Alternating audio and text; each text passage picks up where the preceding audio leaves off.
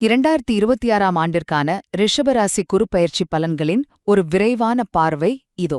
வர ஜூன் 1, 2026ல மிதுனத்திலிருந்து கடகராசிக்கு மாறி சுமார் 9 மாசம் உச்சத்தில் இருக்க போற குரு பகவான் ரிஷபராசிக்காரங்க வாழ்க்கையில என்னென்ன மேஜிக் செய்ய போறாருன்னு பார்க்கலாமா? முதலாவதாக, உங்க உழைப்புக்கான முழு அங்கீகாரம் கிடைக்கப் போகுதுங்க.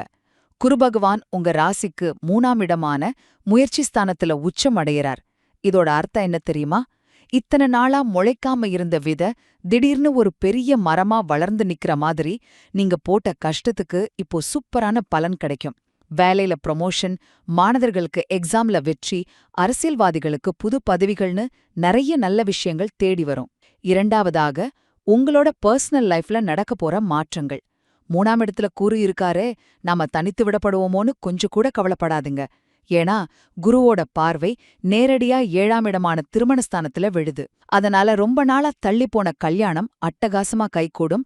பிசினஸ் பார்ட்னர்ஸ்குள்ள இருந்த பிரச்சனைகள், கோர்ட் கேஸ் எல்லாம் தீர்ந்து உறவுகள்ல இருந்த குழப்பங்கள் நீங்கி ஒரு தெளிவு பிறக்கும்.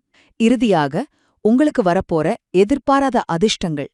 குருவோட பார்வை 9 மற்றும் 11ஆம் இடங்கள், அதாவது பாக்கியம், லாபஸ்தானங்கள் மேல விழுறதால அப்பா வழி சொத்து பிரச்சனைகள் எல்லாம் ரொம்ப சுமூகமா முடிஞ்சிரும். இந்த அதிர்ஷ்டத்தை அப்படியே முழுசா பெறணும்னா வியாழக்கிழமைகள்ல பழனி ஆண்டிக்கோல முருகன் இல்லனா காஞ்சிபுரம் தேனியில இருக்கிற சித்ரகுப்தனை மனசார வழிபடுங்க.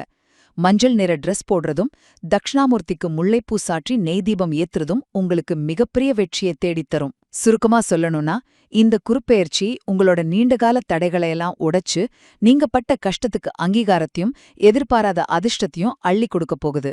உங்கள தேடி வந்திருக்க இந்த உச்சக்குருவோட ஆசிர்வாதத்தை வெறும் அதிர்ஷ்டம்னு மட்டும் விட்டுடாம பக்காவா பிளான் பண்ணி உங்க வாழ்க்கையோட அடுத்த கட்டத்துக்கு அசத்தலா முன்னேறுங்க.